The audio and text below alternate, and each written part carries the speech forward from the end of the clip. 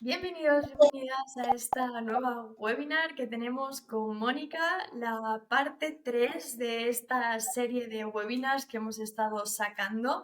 Y la gente de decir, Mónica, que está muy contenta con todo este paquete. Ahora mismo vamos a hacer esa parte más práctica, vamos a hablar del ejercicio físico y de la meditación y tenemos muchas ganas de que nos cuentes, así que vamos a ir con ello porque vamos, yo por lo menos tengo muchas ganas de ya por lo menos ponerme un poco al ruedo de aplicar la teoría de todo lo que hemos hablado, ¿no?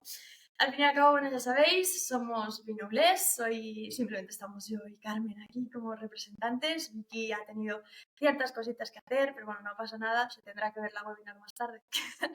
Así que lo he dicho, hoy no me voy a presentar, no, ni voy a presentar Binobles otra vez, lo he dicho, este es el paquete o la parte número 3 de esto, nos hemos presentado ya bastantes veces, así que Mónica, te voy a dejar el espacio para que vayas y vueles libre con todo lo que nos tengas que explotar hoy, ¿vale? De todo tu conocimiento. Genial. Así que bienvenida y adelante. Pues muchas gracias, Molly. Vale, pues bueno, para las que no hayáis estado en las anteriores presentaciones, en las otras dos que hicimos, la primera sobre FOMO, el proyecto FOMO, y la siguiente sobre siete sentidos, de nuevo dos proyectos en los que mezclaba esos dos mundos. Me presento de nuevo, soy Mónica Ejido, soy fisioterapeuta especializada en neurociencia del dolor crónico y también en obstetricia, y en mi día a día, básicamente trabajando como fisio, acompaño por un lado a pacientes de dolor crónico a través de las últimas técnicas basadas en educación en neurociencia en fisiología del dolor crónico, a través de ejercicio terapéutico, estimulación cognitiva, técnicas de meditación y, por supuesto, un acompañamiento más multidisciplinar. Y, por otro lado, también, como doula, acompaño a mujeres embarazadas en toda la preparación durante el proceso del embarazo a través de técnicas de ejercicio terapéutico, yoga, entrenamiento funcional, movilidad, técnicas de respiración, meditación, gestión del dolor, por supuesto, preparación al parto y la recuperación postparto. Pero además soy artista visual, trabajo desde hace muchísimos años con la fotografía y actualmente también trabajo con el videoarte y con la perfo. Y básicamente lo que hago a día de hoy es fusionar estos dos mundos y utilizar precisamente el arte y la cultura como un mecanismo de divulgación para explicar diferentes conceptos sobre neurociencia y salud de una manera mucho más sencilla a un público general a través del arte. Entonces, bueno, en la estructura del webinar de hoy, como os decía Molly, hoy vamos a hacer una parte un poquito más práctica. Esta última sesión la vamos a seguir arrastrando un poquito también. Vamos a hablar mucho sobre neurociencia y en concreto vamos a hablar de la neurociencia, del ejercicio físico y de la meditación. Es decir, qué efectos tienen estas dos herramientas sobre nuestro cerebro y cómo nos pueden mejorar con ello la salud. Pero antes de irnos con esas dos estructuras principales del webinar de hoy, quiero que veamos un poquito, de nuevo retomo, como expliqué en la anterior sesión, qué es la plasticidad cerebral. Entonces, antes de meterme con plasticidad cerebral, quiero que entendáis que nuestro cuerpo en general y todos los sistemas y organismos que forman nuestro cuerpo tienen básicamente una capacidad plástica, ¿vale? Es decir, tienen capacidad de adaptarse a cambios, tanto que se producen en el mundo externo, ¿no? En el entorno que nos rodea, pero también a nivel interno, es decir, cuando hay cambios en nuestro cuerpo, también esa capacidad plástica nos permite adaptarnos, ¿no? Entonces, podríamos hablar de la capacidad plástica, por ejemplo, a nivel del hueso, pues dependiendo de si, por ejemplo, como dos casos como muy opuestos, ¿no? ¿Qué ocurre a los astronautas cuando se van a cualquier tipo de viaje, ¿no? Y salen fuera de órbita cuando no hay gravedad, ¿no? Pues que la densidad ósea, al no tener un impacto, un choque y un efecto de gravedad, pierde esa capacidad de densidad ósea, ¿no? O lo mismo puede suceder, por ejemplo, en premenopausia, menopausia, las mujeres, cuando disminuye esa hormona de estrógeno y disminuye de nuevo esa densidad del hueso. Pues eso es básicamente el hueso tiene la capacidad de adaptarse a las situaciones, pero lo podemos ver también, por ejemplo, por supuesto, a nivel del músculo. No es lo mismo que tú realices un ejercicio de tipo aeróbico, como puede ser una persona que entrena maratones, en la estética, por decirlo de alguna manera, de este tipo de personas son musculaturas mucho más finas porque desarrollan un músculo tipo tónico, un músculo de resistencia que no tiene tanto volumen, mientras que si nos vamos a una persona que entrena fuerza, como podría ser alguien que entrene halterofilia, nos encontramos con musculatura fásica, tipos de fibras fásicas, que son musculaturas muy potentes, muy explosivas, que aguantan y te resisten mucha fuerza, pero en momentos muy, muy cortitos. Entonces, dependiendo del estímulo que le demos a las diferentes partes de nuestro cuerpo, esta capacidad plástica nos permite precisamente adaptarnos. Pero si estas capacidades ya son una maravilla, el cerebro, la capacidad plástica dentro del cerebro, está multiplicada por millones y millones de veces comparado con el resto de órganos. Entonces, el otro día explicábamos un poquito qué era esto de la plasticidad cerebral y lo retomo de nuevo porque es muy importante para entender las partes que vamos a ver a continuación. Entonces, básicamente, esto es un corte del cerebro, ¿vale? Un corte lateral del cerebro. Entonces, la plasticidad cerebral es la capacidad que tiene el cerebro, formado por sus células, que son las neuronas, de mejorar la comunicación entre ellas para formar redes o circuitos neuronales que a su vez no solamente tienen más capacidad de comunicarse entre ellas, mejora el proceso de sinapsis, que es como ese lenguaje que tienen entre ellas para comunicarse una con la otra, sino que a su vez cada neurona tiene la capacidad de aumentar su tamaño. Las dendritas, para que me entendáis que son como los brazos de esas neuronas, tienen capacidad de crecer y a su vez de cada rama salen otra vez más ramitas, que es ese proceso de dendrificación, ¿vale? Que tiene cada neurona. Entonces, esta capacidad plástica es súper grande y es muy importante que entendáis que esta plasticidad cerebral no implica creación de nuevas neuronas. Esto es lo que se denomina neurogénesis, que luego lo vamos a ver un poquito más adelante. Entonces, básicamente lo que ocurre es que todo nuestro cerebro está formado por diferentes redes o circuitos neuronales y cuanto más usamos ciertas redes o circuitos neuronales, más comunicación y mejor comunicación hay entre las neuronas que forman esas redes, cada vez más neuronas forman parte de esas redes y mejor funcionará esa red, ¿vale? Entonces, os voy a enseñar un poco unos vídeos que vimos también el otro día, pero me parece interesante que los volvamos a retomar, que es básicamente el funcionamiento de ese proceso de plasticidad cerebral. Este vídeo, para que lo sepáis, está acelerado, ¿vale? Y básicamente son dos neuronas comunicándose entre ellas, ¿vale? Para que se dé este proceso de comunicación entre neuronas, existe la teoría del binding o principio hebbiano, porque lo descubrió un investigador que se apellidaba Hebs. Entonces, básicamente lo que ocurre, esta es la base más clásica de la comunicación, os diría yo, que es para que dos neuronas se puedan conectar entre ellas. Os quiero poner ahora este otro, ¿vale? Y este está un poquito más a una cámara un poquito más real, ¿vale? Para que dos neuronas se comuniquen entre ellas, lo que tiene que ocurrir es que las dos tienen que hablar el mismo lenguaje. Y este lenguaje a nivel de las neuronas es un lenguaje eléctrico. Es decir, las dos tienen que emitir el pulso eléctrico a la misma frecuencia de onda, es decir, a la vez. Es decir, yo sé que me tengo que comunicar con esa neurona de ahí porque esa neurona de ahí me está hablando el mismo idioma que yo hablo. Entonces, bueno, esto es como el principio mío a nivel molecular, para que me entendáis, a nivel de celular, ¿vale? De cómo funcionan las neuronas entre sí. Y básicamente ese proceso se llama sinapsis. El axón de una neurona se une con la dendrita de la otra, es decir, como el cuerpo, para que me entendáis, de una neurona, se comunica con los brazos o con la mano de la otra. Entonces, el axón emite o libera una serie de neurotransmisores, que seguro esto os suena muchísimo, tipo dopamina, serotonina, y la dendrita del otro lado lo que hace es recibirlos, tiene receptores para esos neurotransmisores. Y esto es la base de la comunicación entre neuronas, es decir, es un proceso de sinapsis, ¿vale?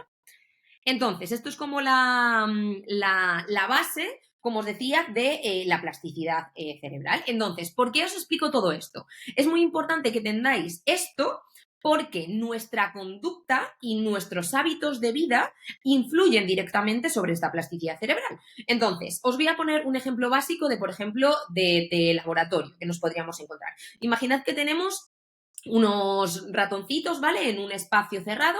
Estos ratones han crecido en cautividad, siempre han estado ahí encerraditos. Entonces ellos tienen una serie de conductas en las cuales, si nunca han tenido un depredador presente, no tienen unas conductas, por ejemplo, de supervivencia. Pero si yo de repente introduzco en ese mismo espacio a un depredador o a alguien que les pueda hacer daño, ellos se dan cuenta de que su vida corre peligro y tienen que generar mecanismos de supervivencia. Estas necesidades por los cambios en el entorno hacen que sus neuronas funcionen también de manera diferente. Y a su vez, que sus neuronas funcionen de manera diferente hace que se produzcan cambios en su comportamiento y su conducta. Es decir, la capacidad plástica a nivel del cerebro implica que nos podamos adaptar a todas las cosas que suceden, a los cambios, a las cosas que van surgiendo en nuestra vida y en el día a día. Y esto exactamente ocurre lo mismo con nuestros hábitos, estilos de vida o las diferentes prácticas que tenemos.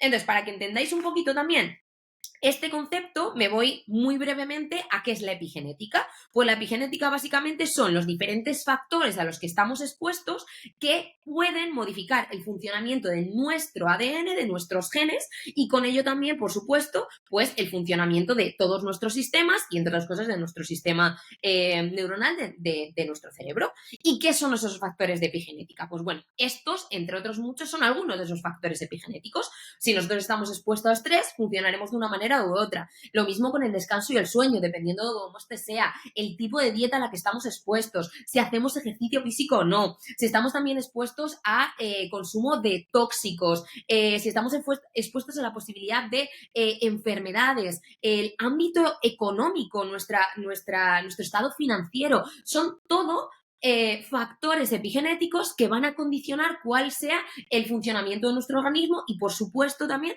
el comportamiento de nuestro cerebro. Entonces, nos vamos a quedar con uno de estos factores epigenéticos que influyen sobre nosotros, que es el ejercicio físico y, además, la meditación. Entonces, hoy vamos a ver, tanto en la parte de ejercicio físico como de meditación, el efecto que estas técnicas, que estos factores epigenéticos tienen sobre nuestro cerebro, ¿vale? No me voy a meter con todos los beneficios a nivel de la salud, pero sí, por supuesto, del cerebro y, por tanto, cómo podemos obtener salud en nuestro cuerpo a través de un buen funcionamiento de nuestro cerebro, ¿no? Entonces, de nuevo retomo la frase que el otro día os compartí de mi queridísimo Ramón y Cajal, que es que todo ser humano, si se lo propone, puede ser escultor de su propio cerebro. Y esto, entendiendo un poquito de dónde veníamos, de qué era la epigenética, creo que y la plasticidad cerebral, creo que se entiende más que nunca. Es decir, yo puedo adquirir ciertos hábitos o exponerme a ciertas situaciones que modifiquen el comportamiento y, por tanto, la estructura, porque sabemos que la plasticidad cerebral implica cambios estructurales, pero también funcionales, es decir, cambios, por ejemplo, en la conducta, en el comportamiento. Entonces, nosotros, si nos lo proponemos, podemos ser escultor de nuestro propio cerebro. Entonces, me voy con la parte de beneficios del ejercicio físico. Habiéndose explicado ahora plasticidad cerebral, obviamente uno de los principales efectos que tiene el ejercicio físico es precisamente esa plasticidad cerebral. Entonces, dentro de esta plasticidad cerebral, lo que ha visto la investigación es que el ejercicio físico, por un lado, aumenta la sincronización, la comunicación entre neuronas dentro de esos circuitos, de todos esos circuitos neuronales. Me paro aquí un poquito a acordaros de que lo que explicamos en la anterior sesión, que el aprendizaje, todos los conceptos de la memoria están cada uno guardados en un circuito neuronal. Es decir, cómo me llamo yo está guardado en un circuito neuronal formado por miles y miles de neuronas. ¿Cómo se conduce? Lo mismo, está guardado en otro circuito neuronal. ¿Cómo funciona una presentación de PowerPoint? En otra, ¿vale? Cuanto más se use una red o un circuito neuronal, mejor comunicación habrá entre ellas. Bueno, pues lo que hace el cerebro es activar este proceso, que haya una mejor comunicación entre todas las neuronas, que además esos circuitos neuronales estén formadas por cada vez más neuronas y que mejore el proceso de sinapsis, que hemos hablado de eso. Pero no solo esto, también mejora la vascularización de nuestras neuronas, es decir, todo el aporte de riego sanguíneo de nuestras neuronas, que al final son células, mejora también ese aporte sanguíneo y además mejora también la actividad de la microglía, que es el sistema de limpieza que tiene el cerebro, que sobre todo se activa durante la noche.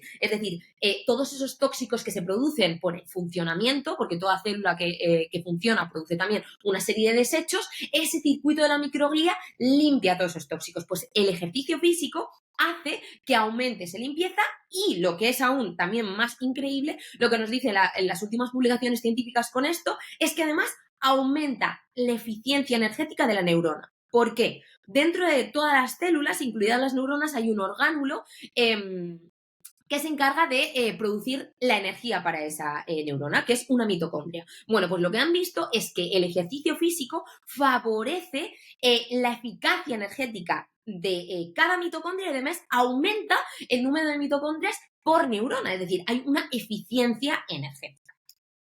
Por otro lado, aumenta la neurogénesis. Acordaros cuando os acabo de explicar qué es la plasticidad cerebral, os decía que la plasticidad no implica neurogénesis. La neurogénesis es la creación de nuevas neuronas. Bueno, pues lo que han visto los investigadores desde la neurociencia es que el ejercicio físico potencia la neurogénesis, solamente se puede dar la neurogénesis en dos estructuras del cerebro. Por un lado, el hipocampo, acordaros que es esta estructura que tenéis en azul, ¿vale? Que veíamos el otro día, que era la encargada del aprendizaje y de la memoria, y además también de la gestión de la ansiedad y la depresión. Ahí es nada, os imaginaros, ¿no? Pues el ejercicio físico aumenta la creación de nuevas neuronas en el hipocampo, que es lo que se llama neurogénesis hipocampal, ¿vale? También hay otra estructura que es en el bulbo olfatorio donde también se generan neuronas, pero en el caso del ejercicio físico lo que nos potencia es esta creación de neuronas en el hipocampo. Esto lo retomaré dentro un poquito para que veáis la importancia de esto.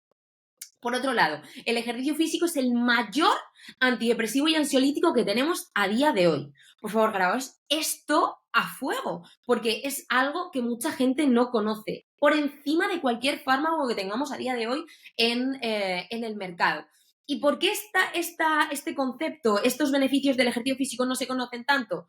Pues bueno, por desgracia vivimos en un modelo socioeconómico que es el capitalismo, que el dinero está por delante de todo y tenemos pues a las multinacionales de las farmacéuticas que por supuesto no están interesados que la gente sepa que tiene el mayor antidepresivo y ansiolítico en sus manos y que es gratuito, porque tú puedes salir a correr, puedes hacer ejercicio en el salón de tu casa, saliendo a caminar con amigos, o sea, imaginaos, ¿no? Pues es importante que la gente conozca este efecto del ejercicio. Y por otro lado, el ejercicio físico también aumenta la capacidad cognitiva. Aumenta la capacidad cognitiva básicamente, para que me entendáis, es que somos más inteligentes, somos más listos y es un poco por lo que acabamos de contar. Si mejora la sincronización entre las neuronas, cada circuito neuronal es mucho más potente, se comunica mejor entre ellos, también tiene mayor eficacia energética, cada neurona tiene mucha más capacidad de conectarse con la otra, de transmitir información, de enviar impulsos eléctricos y además generamos neurogénesis en una de las principales zonas relacionadas con la memoria y el aprendizaje, que es el hipocampo, es como blanco y en botella, ¿no? Entonces, maravilla que el ejercicio físico nos pueda aportar estos. Y bueno, os he puesto aquí entre otros, porque como os digo, yo me quería quedar con las principales de efectos sobre el cerebro, pero por supuesto el ejercicio físico tiene millones de beneficios más. Entonces, retomo lo que hablábamos ahora. El ejercicio físico nos da estos aportes, estos beneficios a cualquier edad, en cualquier momento de nuestra vida, hayas practicado o no con antelación ejercicio. Es decir, tú puedes haber empezado a entrenar a los 20 años y seguir haciendo ejercicio físico ahora, aunque tengas 50.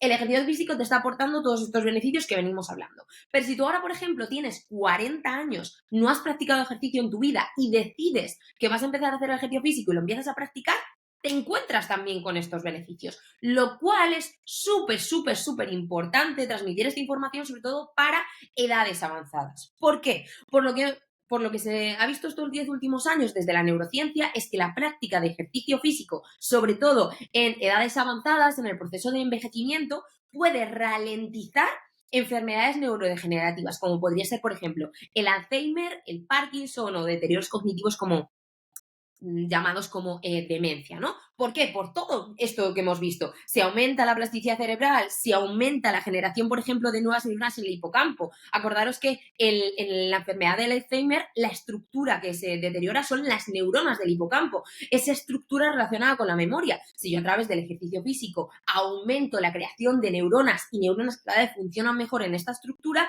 lo que se ha visto es que podemos, uno, ralentizar la aparición de esas enfermedades neurodegenerativas, pero por otro lado, si ya presentamos enfermedades neurodegenerativas en las primeras etapas, se ralentiza muchísimo la aparición de síntomas que nos puede traer esa enfermedad, ¿vale? Entonces, esto es literalmente un regalo, ¿no? Entonces, muchas de las cosas que hoy os vengo a contar son de las publicaciones científicas que está realizando uno de los mejores equipos de investigación que existe en el mundo a día de hoy sobre cerebro y ejercicio físico, que es el equipo del doctor José Luis Trejo, ¿vale? Entonces, muchas de las cosas que os estoy contando hoy son gracias a las investigaciones que hacen en su laboratorio, que literalmente son increíbles. Entonces, bueno, esta tabla pertenece a una de las investigaciones que ellos hicieron, ¿no? La diferencia de entre un cerebro que no realiza actividad física, que es un cerebro envejecido, y un cerebro que realiza actividad física. Imaginaos la cantidad de diferencias entre mejoras que podemos obtener al realizar ejercicio físico. De nuevo, inciso, Trejo y su equipo, con Constance Liu también, tienen muchas publicaciones súper interesantes, así que si os interesa el ejercicio físico y los efectos sobre el cerebro, de verdad, puede ser un regalo maravilloso para alguien o directamente para vosotras mismas, porque es literalmente una auténtica maravilla.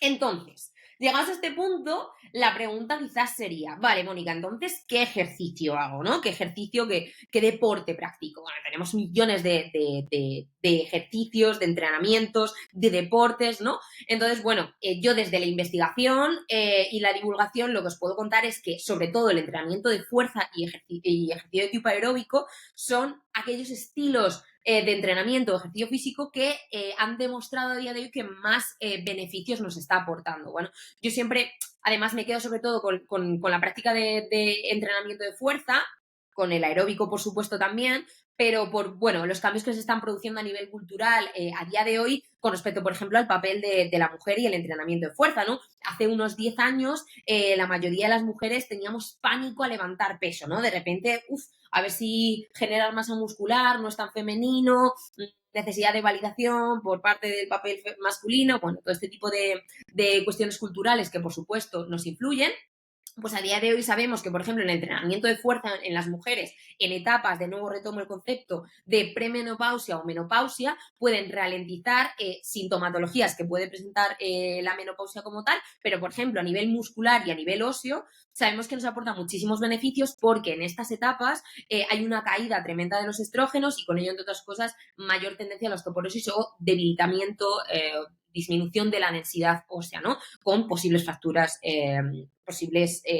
exactamente. Entonces, el entrenamiento de fuerza, en este caso en concreto, ha demostrado que es una maravilla, ¿no? Pero en cualquier etapa, entrenar fuerzas es maravilloso. También tenemos ese tipo de ejercicio, ¿no? De yoga, qigong, qigong, o sea, ejercicios que implican el movimiento consciente.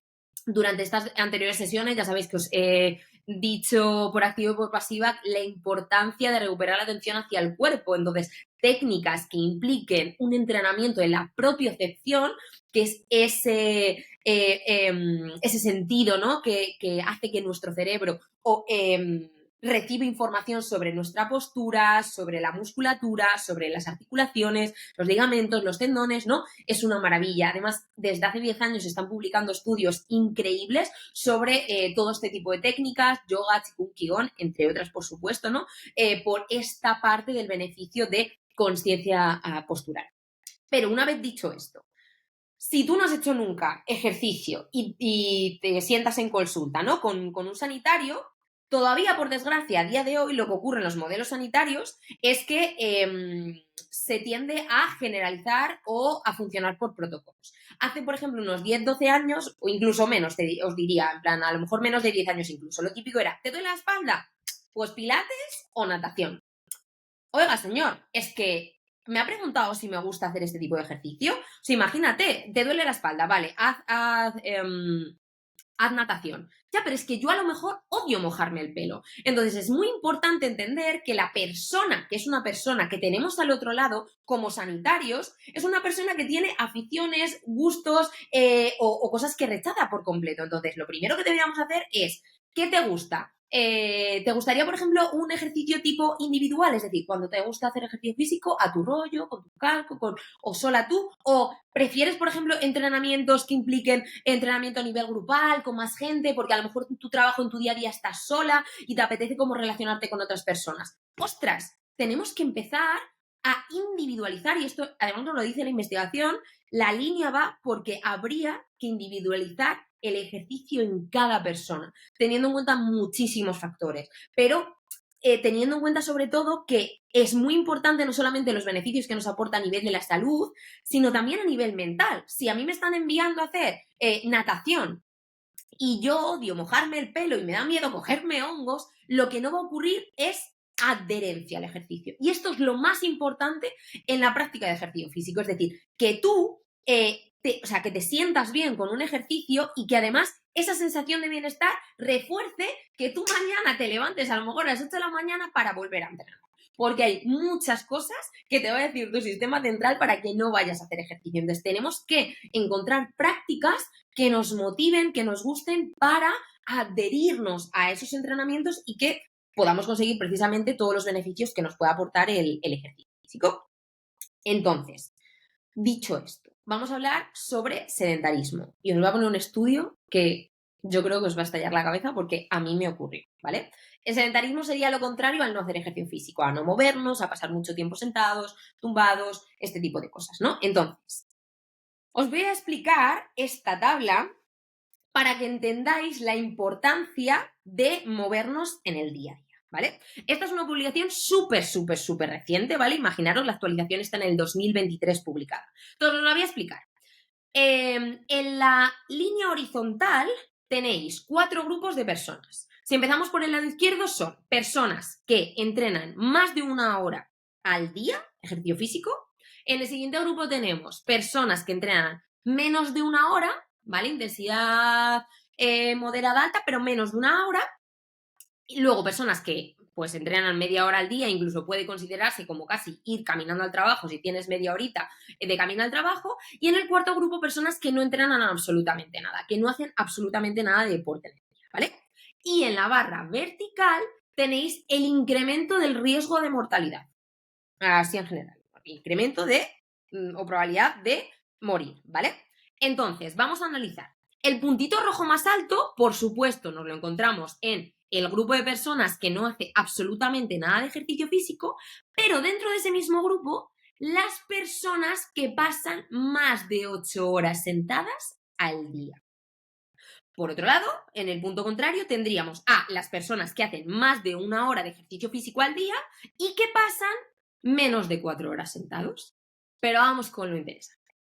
Si yo me voy al grupo de personas que no hacen nada de ejercicio físico, pero pasan menos de 4 horas al día sentados, tienen el mismo riesgo de mortalidad que una persona que haga media hora de ejercicio al día o que camine media horita al día, pero que pase 8 horas sentado al día. Cuidado con esto.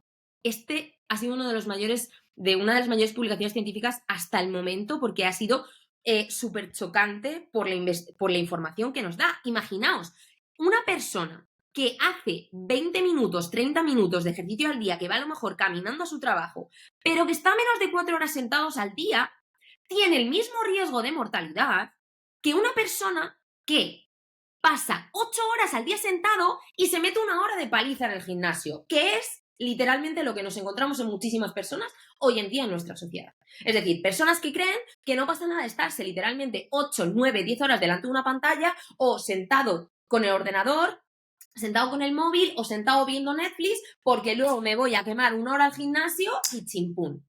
Pues imaginaos, o sea, el efecto o el riesgo de mortalidad está igual que en el grupo que no hace apenas ejercicio físico, que es como voy caminando a mi trabajo, pero paso menos de 4 horas sentado. ¿Qué os quiero decir con esto? Yo la información que intento transmitir desde el último año a mis pacientes, lo típico, ¿no? En plan, como fisio, viene gente, le doy la espalda, bla, bla, bla, ay, el cuello, no sé qué, no sé cuánto. Alarma cada media hora en tu móvil al día si puedes.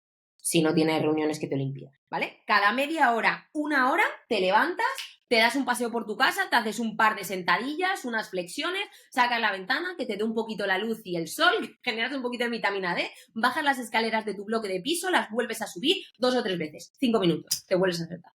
Esto debería ser la educación que aplicaran a día de hoy sobre nuestra sociedad y este estudio creo que es uno de esos promotores de esto. Pero no solamente esto es fuerte también. Volvemos con el grupo de investigación de José Luis Trejo. Ya no solamente la importancia de la sedestación, de no pasar mucho tiempo sentado en el día, sino que la intensidad del ejercicio también es súper importante. Y os explico una de las publicaciones que realizaron ellos, de nuevo, libro Cerebro Movimiento, publicado en 2024. Recoge un montón de investigaciones y publicaciones que han hecho durante los 2 últimos años. Esto es canela en rama. O sea, os juro que es un viaje apasionante. Vale, os explico esta tabla. Barra horizontal, pasos totales al día. Barra vertical, riesgo de demencia, es decir, influencia del ejercicio físico directamente sobre nuestro cerebro. Vale. Valor 1. Valor 1 sería riesgo de demencia, lo han denominado como valor 1. Y básicamente lo que nos encontramos es que a medida que vamos caminando en el día a día y que van aumentando el número de pasos, hasta los 10.000 pasos se reduce el riesgo de demencia a la mitad. Maravilloso.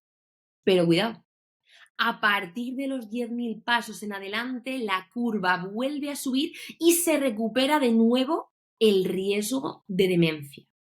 Esto en investigación es lo que llamamos una curva hormética, una curva en forma de U. En el cerebro, más no es mejor.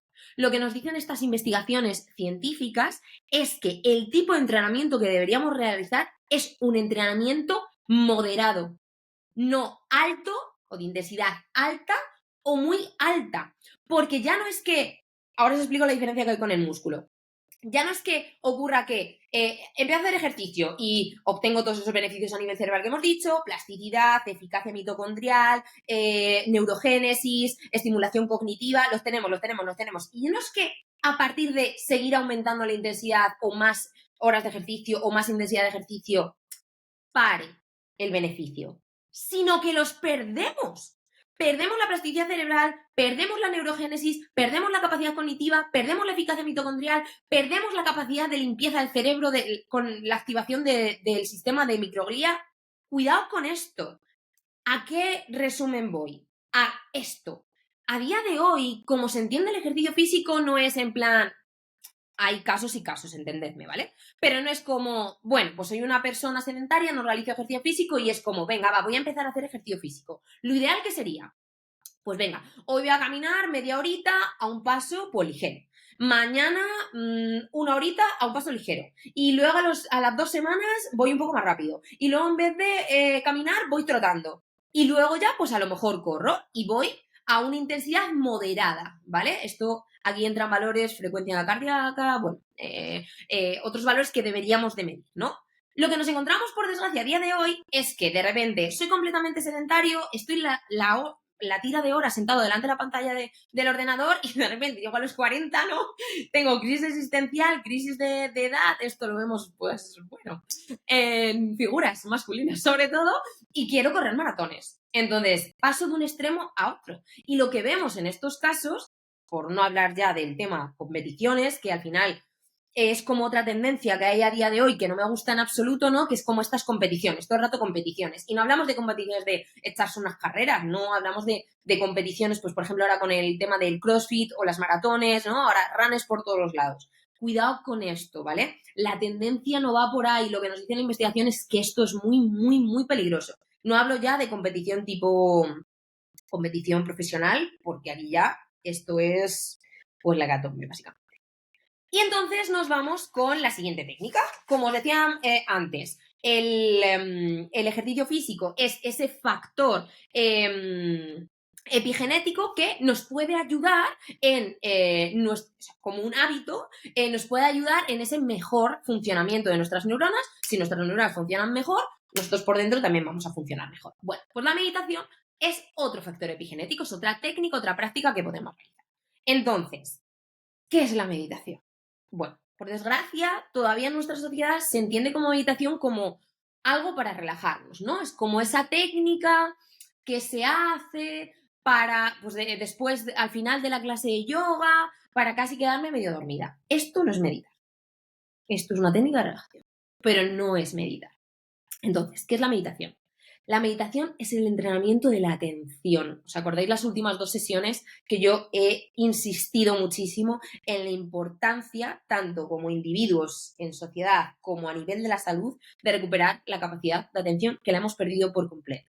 Pues la meditación es el entrenamiento de la atención, es un proceso de observación, no tiene nada que ver con una técnica de relajación al uso. Por supuesto, hay técnicas y técnicas de meditación. Hoy vamos a ver una técnica que nos da un efecto de relajación, pero eso en sí no es una meditación, vamos a decir, la base de la meditación, ¿vale? Entonces, cuando hablamos de meditación y hablamos, por supuesto, de atención, tenemos que hablar de red neuronal por defecto. Acordaros, lo vimos también en la anterior sesión, lo retomo un poquito. La red neuronal por defecto es una red de redes, ¿vale? Está a lo largo de toda nuestra corteza, de la parte superior de nuestro cerebro, de la corteza, la parte más superficial de nuestro cerebro, y es aquella red o aquel circuito neuronal que se activa cuando estamos en un estado de reposo. Pues yo qué sé, imagínate, cuando estamos, pues no sé, a lo mejor estamos, yo qué sé, limpiando la casa o estamos dando un paseo o lo típico, esa red neuronal por defecto puede entrar, ¿vale? Lo ideal sería que no en todos los momentos, pero puede entrar.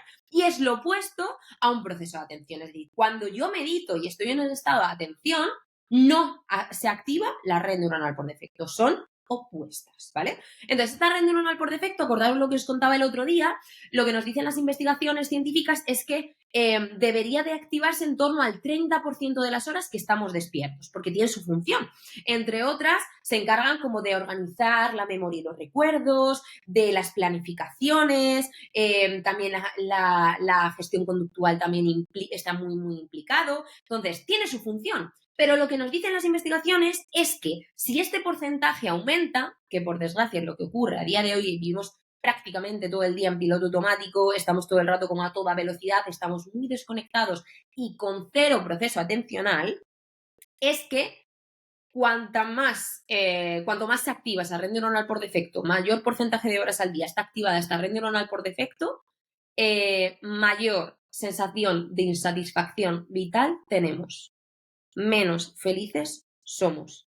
Y ya no solo aquí, acordaros que también había una parte de amnesia para lo automático, vivir en automático, en proceso automático también genera un efecto súper fuerte sobre procesos neurodegenerativos, pérdida de la memoria, dificultad para el aprendizaje, así que cuidado, todo en su medida, ¿no? Entonces, son como opuestos.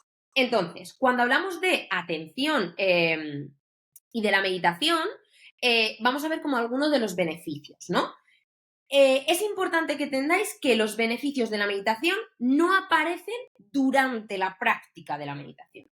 Los beneficios de la meditación los encontramos a medio y largo plazo. Es decir, puedes meditar, sentarte esta mañana y no notar absolutamente nada, que es lo más normal, ¿vale? Los beneficios los obtenemos si hacemos una práctica recurrente, que ahora lo vamos a ver a continuación, a lo largo de días y días, días y días y días y días. Y ahora vamos a ver el por qué tiene ese efecto después de tantos días, ¿no?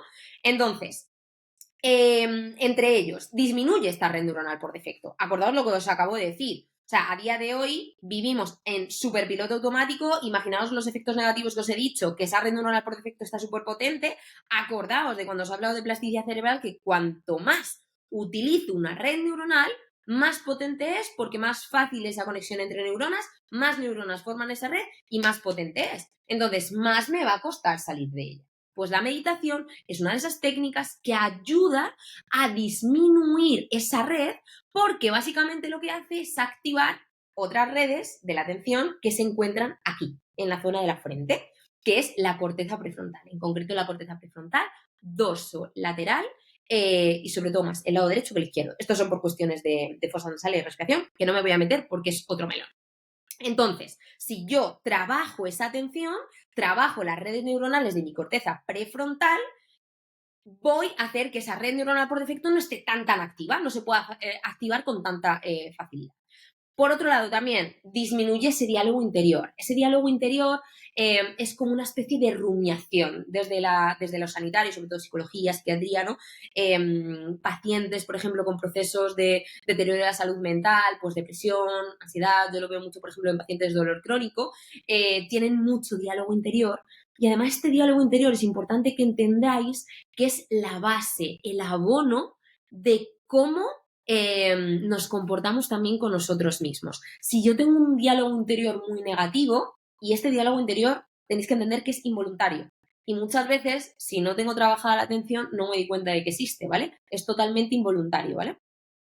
Y automático. Entonces, si yo tengo pensamientos rumiantes muy catastróficos, todo va a ir mal, nada me sale bien esta vida, qué mala suerte tengo, no valgo nada, tengo un aspecto físico horrible, he hecho mal todo en el trabajo, este diálogo interior es la base para el resto de mi comportamiento.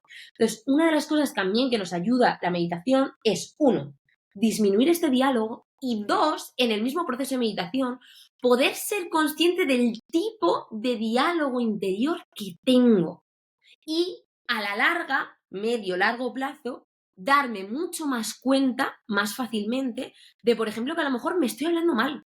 Es que soy tonta porque he hecho esto mal. Esto puede ser un pensamiento voluntario, pero a lo mejor sale de manera automática. O a lo mejor darme cuenta de que estoy pensando, es que soy una inútil porque he hecho esto mal, esta presentación me ha salido fatal, es que la ha cagado, la gente va a pensar que soy súper estúpida. Ser consciente de esto me da lugar a que yo lo pueda parar, ¿vale? Entonces es súper, súper, súper importante, ¿vale? Entonces, bueno, antes de venirme a funcionamiento, os voy a explicar una cosa más, que es que cuando os hablo, por ejemplo, de esa red neuronal por defecto, para que lo entendáis también un poquito mejor y entendáis cómo funciona, ejemplo, cuando estáis leyendo un libro y de repente estáis leyendo y de repente decís, ostras, no me he enterado de nada de la última página o del último párrafo, ¿no? O del último renglón. Has caído en red neuronal por defecto. Es importante que entendáis que la tendencia natural que tiene el cerebro y nuestro sistema central es caer en esa red neuronal por defecto.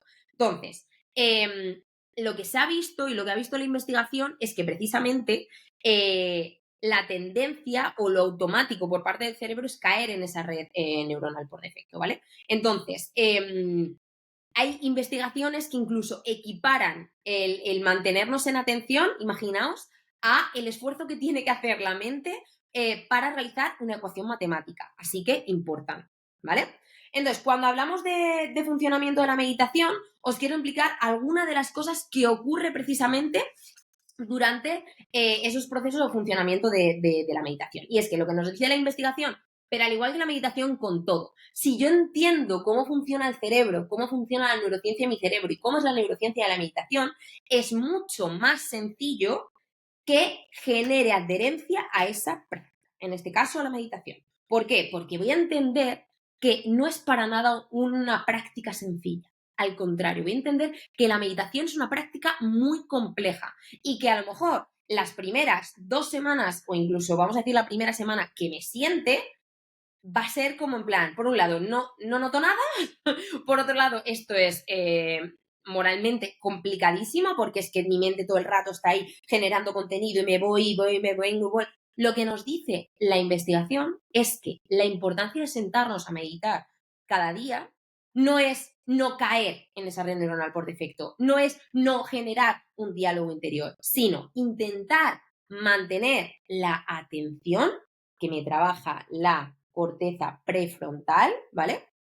Y darme cuenta cuando mi mente ha entrado en red neuronal por defecto o está en un proceso de diálogo interior. Es decir, lo interesante no es solo mantener la atención, que por supuesto es maravilloso, pero esto se consigue con trabajo a la larga y no todos los días va a ser igual el mismo proceso. Lo que nos dice la investigación es que lo interesante de la meditación es que me dé cuenta de que he caído en esa red neuronal por defecto y vuelva otra vez a recuperar la atención. Para que me entendáis visualmente, muchos investigadores hablan de una pirámide, de que la meditación es como una pirámide y nosotros somos como una pelotita que está en el vértice de esa pirámide. Vale, pues la atención es ese vértice. Y los lados son la facilidad o la tendencia que tiene nuestro cerebro para caer en ese proceso de divagación mental, de red neuronal por defecto. Entonces, entender que la tendencia natural o que la tendencia involuntaria del cerebro es esa divagación mental, genera que tú entiendas que eso es normal, que no te frustres, que no te culpabilices, que no sientes que esa práctica no es para ti o que simplemente que lo estás haciendo mal y que te mantengas, que sigas en la práctica para poder obtener esos beneficios, ¿vale? Entonces, esto por un lado, ¿no? Es como una especie de guerra entre lo voluntario y lo involuntario. Por otro lado, tenemos el diálogo interior, como os decía, ¿vale? Ese diálogo interior que nos vamos a encontrar en los procesos de meditación y que es muy interesante porque probablemente los primeros días que nos sentemos y entremos en esa red neuronal por defecto, aparezca ese diálogo interior y ni siquiera nos demos cuenta. Es como esto del libro, cuando pasamos páginas, ¿vale? Pero lo maravilloso es que a medida que te vas sentando y lo vas entrenando una y otra vez, una y otra vez, una y otra vez, hay momentos incluso en los que puedes tener esa actitud, no solo atención, sino de tener una actitud observadora y poder ver lo que os decía antes.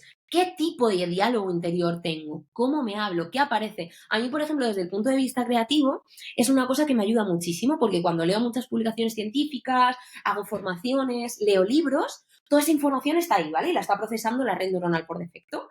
Pero cuando me siento a meditar, es como que tengo la capacidad de darme cuenta de que mi red neuronal por defecto ha cogido toda esa información y empieza a generar ideas. Y yo tengo la capacidad de, como observadora, darme cuenta de este proceso. Esto es de verdad mágico, ¿vale? Por supuesto, me seguiré cayendo, no me daré cuenta y diga, ay, mierda, estoy pensando en las vacaciones de Navidad, en la receta que voy a hacer para Nochevieja. Vale, es normal, vuelve, ¿vale? Acordaos, lo importante es, de nuevo, recuperar esa conciencia y esa atención. Y una cosa más con respecto al diálogo interior y las emociones, como os decía antes, los pacientes depresivos, ansiedad, tienen mucho diálogo interior. Acordaros de esa estructura de la que os hablaba la anterior sesión, que es la amígdala. Esa estructura muy relacionada con la emoción, que en estados de estrés está mucho más grande. Vale, pues lo que sabemos es que con la meditación disminuimos la actividad de la amígdala y esto a su vez da lugar a que disminuya el diálogo interior, ¿vale? Que es un poco lo que se explicaba antes. Y por otro lado, os vais a encontrar también con impaciencia 100%. Es otro obstáculo que tiene el proceso de la meditación, ¿vale? Y es que somos un sistema de recompensa. Nuestro cerebro es un sistema de recompensa y están los circuitos dopaminérgicos, ¿vale? Que necesitan todo el rato recompensa. Es decir, yo no voy a hacer ejercicio si no me genera ningún efecto. Yo no voy a meditar si no me genera ningún efecto. Bueno, amigas, pues meditar es un poco un acto de fe, sobre todo al principio, porque tenemos que haber entrenado al principio muchos días, probablemente sin notar absolutamente ningún beneficio, ni notar absolutamente nada. Y esto es muy frustrante porque mi sistema central necesita recompensa. Entonces, ¿qué va a ocurrir durante las meditaciones cuando tú digas, venga, va, me siento otro día, venga, va, me siento otro día? Que cuando te sientes, tu cerebro va a empezar a decir, esto es absurdo, la amígdala, entre otras cosas. Es decir, esto no vale para nada. Esta técnica es absurda, no vale. A ver si hacemos otra cosa. Joder, pues encima tú tienes hoy un día larguísimo y estás perdiendo aquí media hora.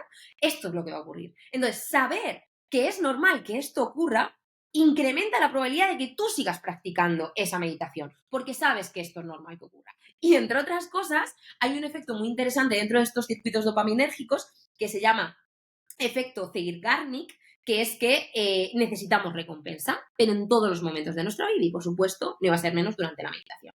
Entonces, ¿qué cosas pueden ocurrir durante la meditación? Picor, por ejemplo. Tu sistema dopaminérgico necesita una recompensa. Entonces, ¿qué va a decir? Pues genero picor para que se rasque.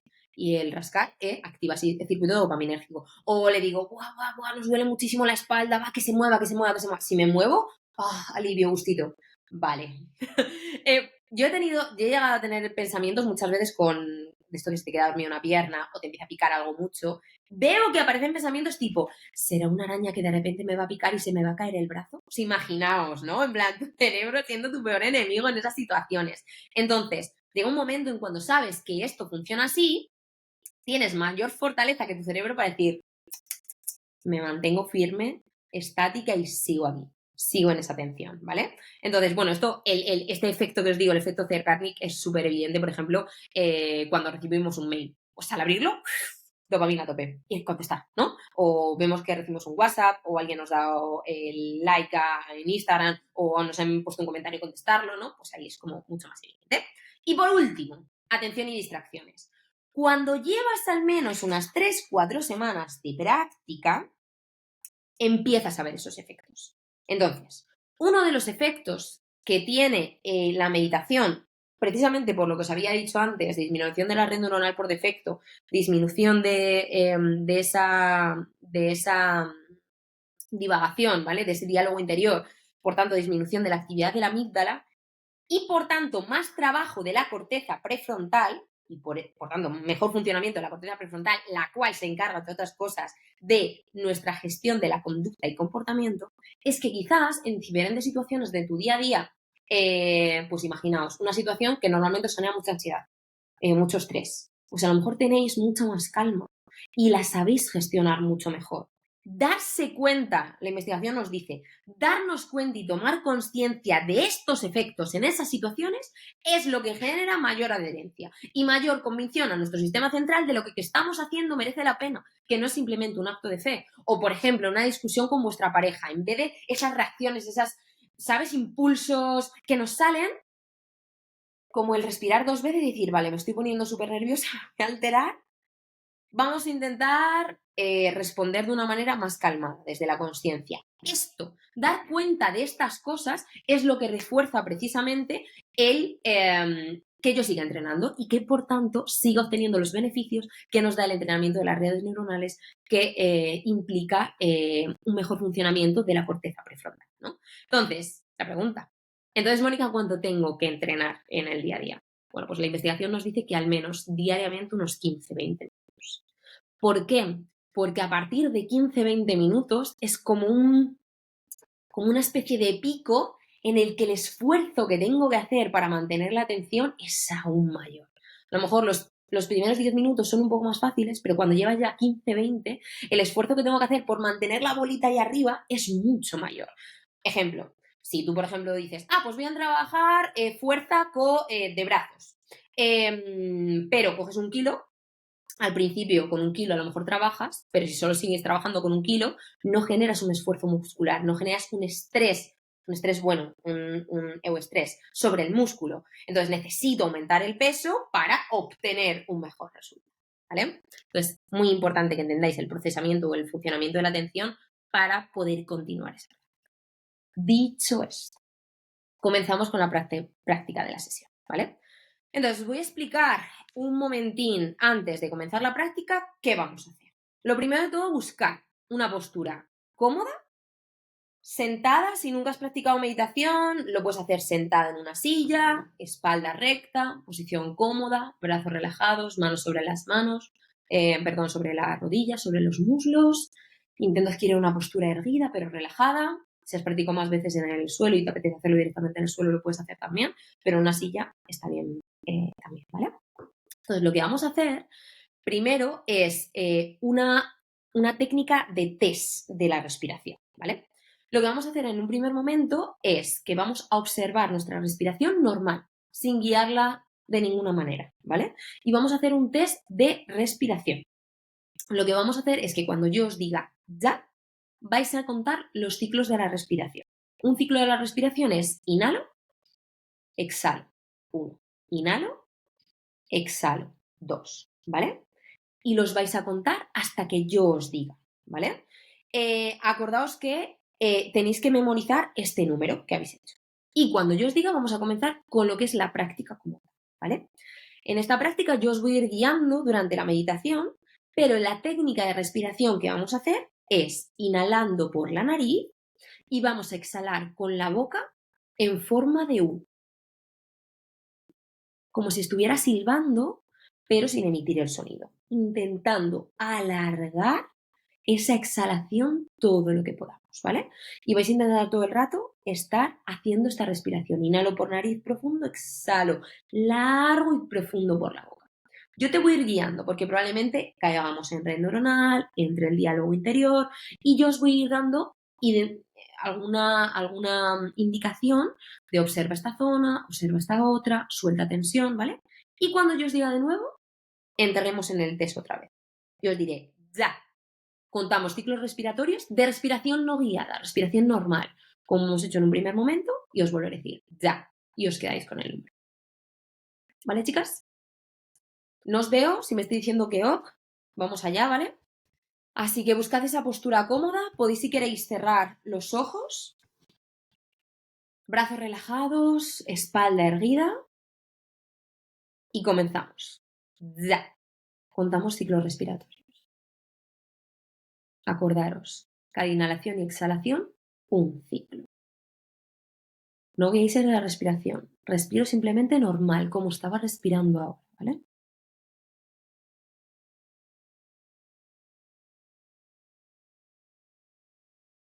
Incluso por nariz, ahora no pasa nada, como te salga de manera natural respirar. Inhalo un ciclo, exhalo un ciclo. Inhalo 2, exhalo 2, ¿vale?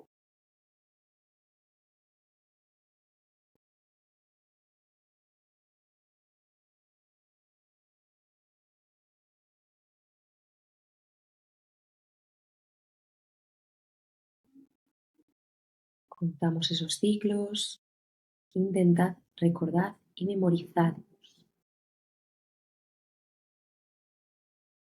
Ya. Y colocamos nuestra boca en forma de U y empezamos a inhalar profundo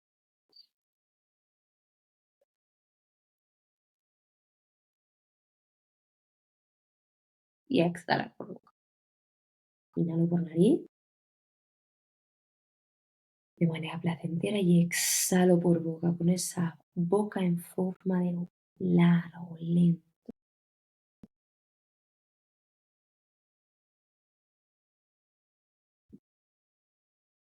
Y vete observando cómo se mueve tu tronco con esa respiración.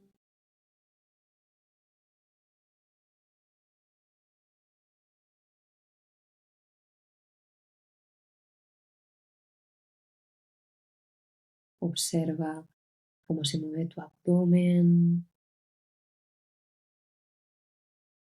tus costillas, tu pecho. Y sigo exhalando, soplando el aire largo y profundo. Y me intento dar cuenta de si mi atención se ha ido, la recuperamos y observo cómo estoy respirando, cómo es el movimiento en mi cuerpo.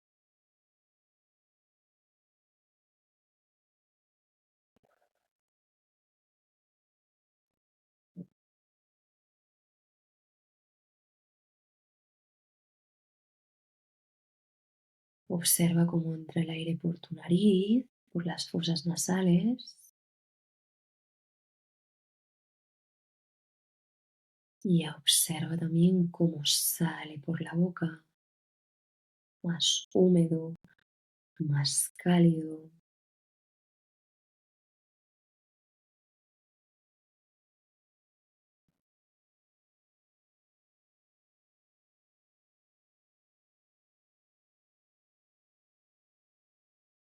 Siente también tus pies, cómo están colocados, si están tocando el suelo directamente o si estamos sobre una superficie como unas zapatillas, una alfombra.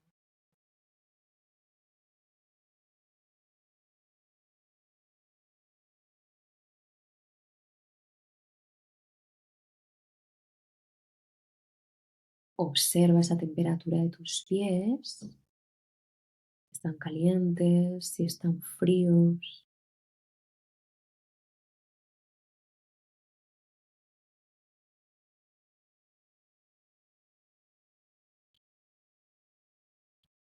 Vamos subiendo por nuestras piernas y observa cuál es la posición de tus piernas. Si las tienes cruzadas, si simplemente estás sentada en una silla y la rodilla está flexionada. Si ves tensión en esas piernas, es el momento de soltarlas. Y sigo exhalando largo, profundo, con esa boca en forma de U.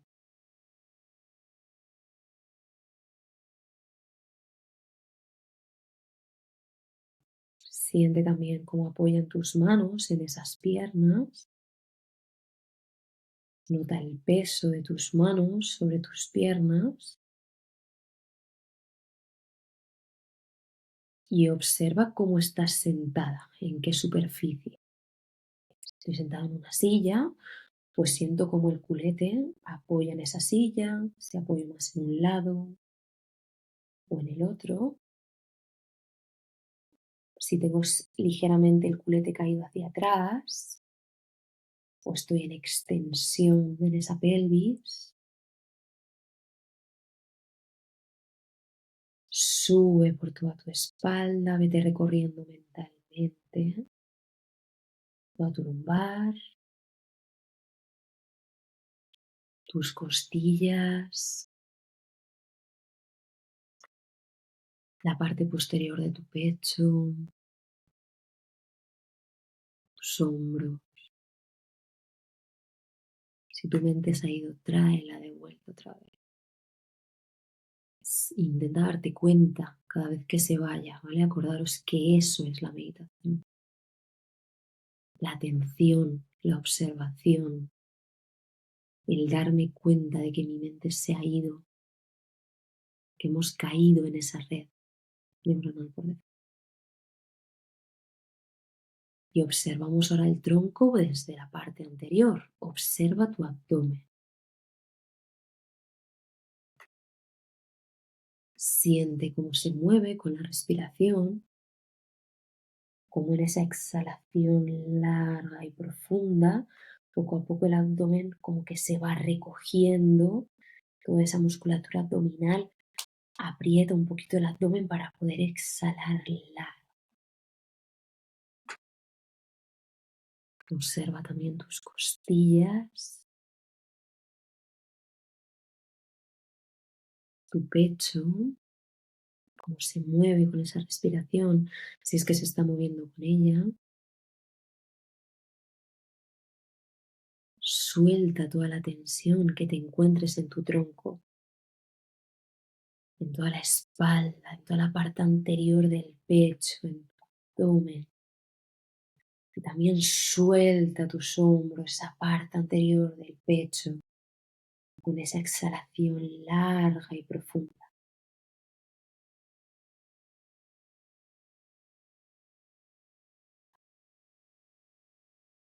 Y vamos bajando por los brazos y observa tus brazos, vas bajando por ellos hasta tus codos, tus antebrazos, tus muñecas, tus manos.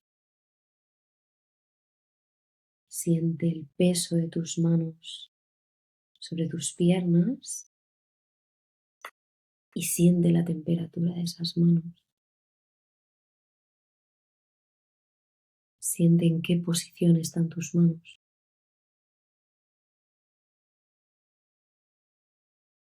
Subimos de nuevo hasta nuestro cuello,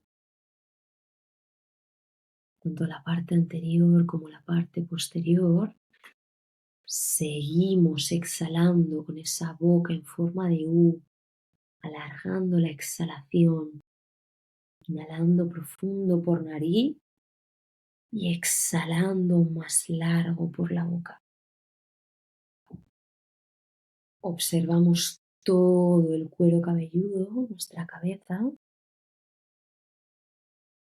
hasta llegar a la parte de la frente, esa zona prefrontal que estamos trabajando, ese tercer ojo que llamaban muchos meditadores. Observa tu frente y suéltala si observas tensión.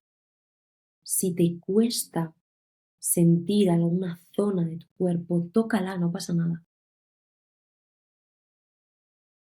Baja lentamente por tu cara, relaja tus ojos, relaja tus pómulos, suelta tu boca, tu nariz. Si los labios los tienes muy fruncidos, relájalos un poco, aunque siga exhalando con esa U, con esa boca en forma de U.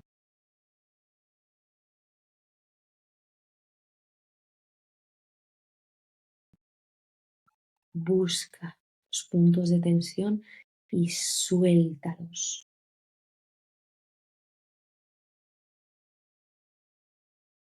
Aunque siga manteniendo una postura erguida, alargada.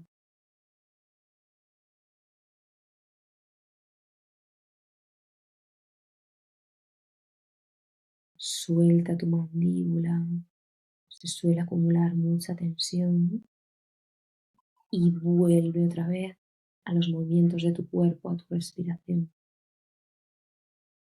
Observa cómo entra el aire por la nariz y sale largo, lento. Y en 3, 2, 1, contamos de nuevo. Respiración normal, chicas. No guiamos. Contamos esos ciclos. Inhalo, exhalo, es un ciclo. No guiéis. Respiro con normalidad. Y vamos contando. Inhalo, exhalo, 1. Inhalo, exhalo, 2. Una actitud mucho más relajada. Podéis respirar por nariz. Si os sale respirar por nariz, inhalar y exhalar.